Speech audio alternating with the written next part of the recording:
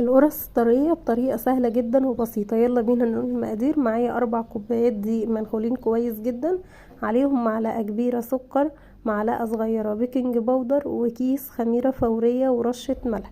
وبنفس الكوباية اللي عايرت بيها الدقيق هعاير بيها كوباية زيت. لو في سمنة استخدمي نص كوباية سمنة على نص كوباية زيت، ونقلب المقادير كويس جدا. بعد كده هنبدأ انزل باللبن.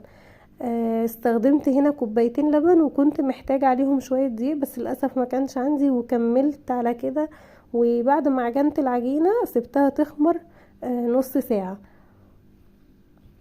ودي كانت النتيجة. بعد كده وانا بشكل العجينة بشغل الفرن على حرارة 180، وبسيب العجينة بعد تشكيلها نص ساعة برضو تهدى قبل ما ادخلها الفرن. بتقعد في الفرن من حوالي ربع ساعة لتلت ساعة على حسب كل فرن، وبتكون دي النتيجة. وبألف هنا وشفا على قلبكم. مع السلامة.